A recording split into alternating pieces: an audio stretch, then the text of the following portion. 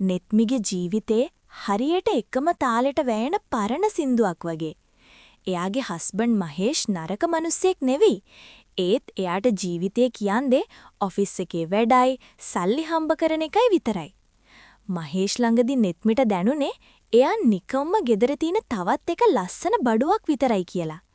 ආදරේ, ලෙංගතුකම, පොඩි හරි හැඟීමක් බෙදා ගන්න මහේෂ්ට වෙලාවක් තිබුණේ නැහැ. ඔය අතරේ තමයි කවිෂ්ක නෙත්මිගේ ජීවිතේට එන්නේ. කවිෂ්ක කියන්නේ මහේෂ්ගේ අලුත් බිස්නස් පාර්ට්නර් කෙනෙක්. පළවෙනි දවසේ මහේෂ් එක්ක කවිෂ්ක ගෙදරට එද්දී නෙත්මි හිටියේ සාලේ. "නෙත්මි, මේ කවිෂ්ක. මගේ අලුත් ප්‍රොජෙක්ට් එකේ මෙයා තමයි ප්‍රධානියා." මහේෂ් හඳුන්වලා දුන්නා. නෙත්මි hina වෙලා කවිෂ්ක දිහා බැලුවා.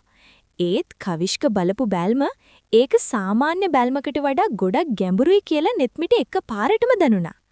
කවිෂ්කගේ ඇස්වල තිබුණේ නෙත්මික ඇතුලාන්තේම කියවන්න හදන බැල්මක්.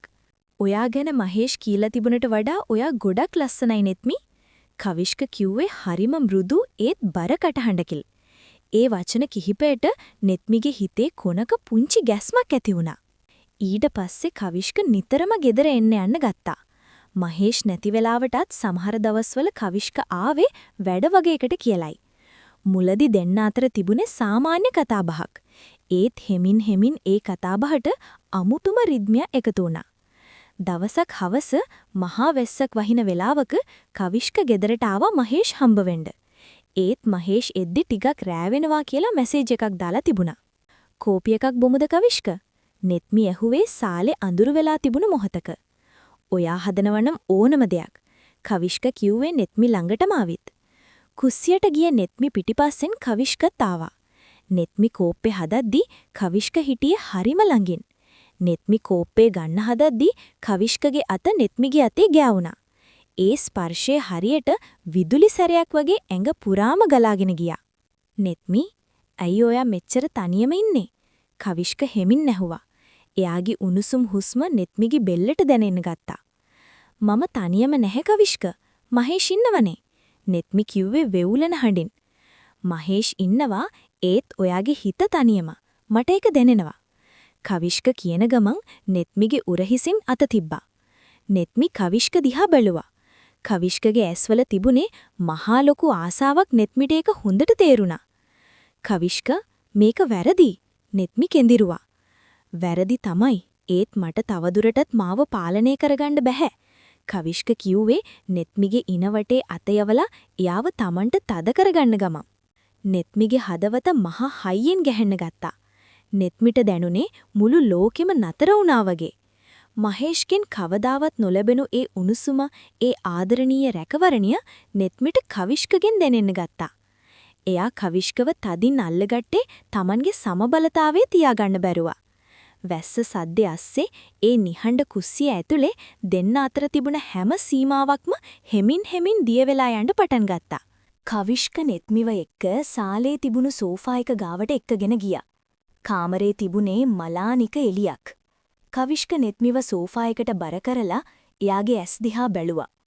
"අද රෑ ඔයා මගේ විතරයි නෙත්මි." කවිෂ්ක රහසින් කිව්වා. නෙත්මිගේ හිතේ තිබුණු බය, වරදකාරී හැඟීම ඒ මොහොතේ පරාජය වුණා. ඔවුන් දෙදෙනා අතර ඇතිවන්නට යන ඒ මහා කුණාටුවේ පළමු සේයාවන් ඒ අඳුරු සාලේ පුරා පැතිරෙන්න ගත්තා. සාලේ තිබුණේ හරිම අඳුරු මලානික එළියක්. එළියේ වහින වැස්ස සද්දේ ඇරුණම මුළු ගෙදරම තිබුණේ මහා නිශ්ශබ්දතාවයක්. කවිෂ්ක සහ නෙත්මි වෙනම ලෝකයක තනි වෙලා. නෙත්මිට මේ ලෝකේ කිසිම දෙයක් මතක තිබුණේ නැහැ. මහේෂ් ගැනවත්, එයාගේ විවාහය ගැනවත්, එයා මේ කරන්නේ මහා වරදක් කියලාවත් නෙත්මිට ඒ වෙලාවේ මතක් වුණේ නැහැ. "කවිෂ්ක, මට බයයි. මහේෂ්." නෙත්මි හීන් හඬින් කෙඳිරුවා. "මහේෂ් එන්න තව ගොඩක් වෙලාව තිනලවා නෙත්මි. දැන් මේ ලෝකේ ඉන්නේ අපි දෙන්න විතරයි. ඔයාට මගේ වෙන්න ඕන නැද්ද?" කවිෂ්ක ඇහුවේ නෙත්මිගේ ඇස්වලටම එබිලා. නෙත්මිට උත්තරයක් තිබුණේ නැහැ. එයාගේ හිතේ තිබුණු පිපාසය කවිෂ්කගේ බැල්මෙන් නිවී යනවා වගේ එයාට දැනුණා. ඔවුන් දෙන්න ඒ ආශ්වාදයේ ඉහළටම ගිහින් හිටපු මොහොත. නෙත්මිගේ සාරිය සෝෆා එක අයිනේ වැටිලා. ඒත් එක්කම එකපාරටම ඇහුනේ සාලේ ප්‍රධාන දොරේ යතුරු කරකවන සද්දේ. නෙත්මි එකපාරටම ගැස්සිලා කවිෂ්කගෙන් ඈත් වුණා. කවුදේ? නෙත්මිගේ කටහඬ වෙවුලන්න ගත්තා. කවිෂ්කත් හරිම කලබල වෙලා Tamanගේ කමිසය හදාගන්න උත්සාහ කළා. ඒත් ඔවුන්ට මොකුත් කරගන්න වෙලාවක් තිබුණේ නැහැ. දොර ඇරුණා. ඇතුළට ආවේ මහේෂ් නෙවෙයි. ඒ මහේෂ්ගේ අම්මා. එයා සාමාන්‍යයෙන් එන්නේ කලින් කියලා ඒත් වැස්ස නිසාත් මහේෂ්ගේ ගෙදර යතුර යාළඟ තිබුණු නිසාත් එයා එකපාරටම ඇතුළට ආවිත්. දොර ඇරලා ඇතුළට ආතු මහේෂ්ගේ අම්මා සාලේ ලයිට් එක දැම්මා. එකපාරටම විහිදුණු ඒ එළියෙන් එයා දැක්කේ Taman කවදාවත් හීනකින්වත් නොහිටපු දෙයක්. සෝෆා එක උඩ ඉන්න නෙත්මිවත් එයා ළඟ ඉන්න අන්තිම නොසන්සුන් කවිෂ්කවත් දැක්කම ඒ අහිංසක මිනිස්යාගේ අතේ තිබුණ කුඩය බිම වැටුණා. නෙත්මි අම්මගේ කටින් පිට වුණේ ඒ වචනේ විතරයි. එයාගේ ඇස්වල තිබුණේ මහා කම්පනයක් සහ පිළිකුලක්.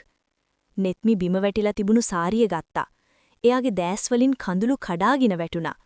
ලෝකය කඩාගෙන වැටුණ වගේ දැනුණ නෙත්මිට වචනයක්වත් කතා කරගන්න බැරි වුණා. අම්මේ මේක ඔයා හිතන දේ නෙවෙයි. නෙත්මි වෙවුලමින් කිව්වා. ලැජ්ජාවක් නැති ගෑණි, තව මොනවද කියන්න තියෙන්නේ? අම්මා හයියෙන් කෑ ගැහුවා. මගේ පුතා එළියට බැහැලා රෑ දවල් නැතුව වැඩ කරන්නේ තමුසෙට මේ වගේ සැපක් දෙන්නද? මේකද තමුසේ මගේ පුතාට කරන දේ? කවිෂ්ක මුකුත් නොකියා සාලේ කොනකට වෙලා බිම බලාගෙන හිටියා. එයාට ඕන උනේ කොහොම හරි එතනින් පැනලා යන්න. ඔයත් යන්න මේ ගෙදරින්. මම මේ දැම්ම මහේෂ්ට කතා කරනවා. අම්මා ෆෝන් එක අතට ගත්තා. එපා අම්මේ. මහේෂ්ට කියන්න එපා. මම වැඳලා කියන්නම්. නෙත්මි අම්මගේ කකුල් දෙක ළඟ වැටිලා ඇඬුවා. ඒත් අම්මා නෙත්මිව තල්ලු කරලා දැම්මා. තමුසේ මගේ පුතාගේ විශ්වාසය විතරක් නෙවෙයි මේ පවුලේ ගෞරවයත් විනාශ කළා. මේ වගේ ගෑණියෙක් මගේ පුතාගේ ගෙදර ඉන්න එකත් පවක්. කවිෂ්ක හිමින් සැරේ දොරින් එළියට ලිස්සලා ගියා. එයාට ඕන උනේ එයාගේ ඇඟ බේරගන්න විතරයි. නෙත්මි තනි වුණා. අම්මා මහේෂ්ට හැමදේම කිව්වා. පැය භාගයක් යන්න කලින් මහේෂ් ගෙදර ආවා. මහේෂ් සාලේ මැදට වෙලා නෙත්මි දිහා බලපු බැල්ම ඒක කවිෂ්කගේ බැල්මට වඩා 10 වාරයක් වේදනාකාරී වුණා. මහේෂ්ගේ ඇස්වල තිබුණේ කේන්තියකට වඩා මහා ලොකු කලකිරීමක්. "ඇයි නෙත්මි? මම ඔයාට අඩු කලේ මොනවද?" මහේෂ් හීන් හඬින් ඇහුවා. ඒ හඬ ඇතුලේ තිබුණේ බිඳුණු හදවතක සද්දේ. නෙත්මිට කියන්න කිසිම දෙයක් තිබුණේ නැහැ. එක හෝරාවක ආශ්වාදය වෙනුවෙන් ඇය ඇගේ මුළු ජීවිතේම පූජා කරලා ඉවරයි. කවිෂ්කගෙන් ලැබුණු ඒ රස්නය දැන් ඇගේ මුළු අනාගතේම අලු කරලා දාලා. එදා රෑම නෙත්මිට ඒ ගෙදරින් යන්න සිද්ධ වුණා. වැස්ස තාමත් වහිනවා. ඒත් ඒ වැස්සට නෙත්මිගේ හිතේ තියෙන ලැජ්ජාවයි පසුතැවීමයි හොදලා දාන්න බෑ. තහනම් බැඳීමක කෙලවර කොයිතරම් බිහිසුණුද කියලා නෙත්මි තේරුම් ගත්තේ හැමදේම අහිමි වුණාට පස්සේ. කවිෂ්ක කවදාවත් නෙත්මිට ආයෙත් කෝල් කළේ නැහැ. එයා තවත් දඩයමක් සොයාගෙන යන්න ඇති. ඒත් නෙත්මි ඉතිරි වුණේ Tamanම හදාගත්ත මහා අපායක තනි වෙලා විතරයි.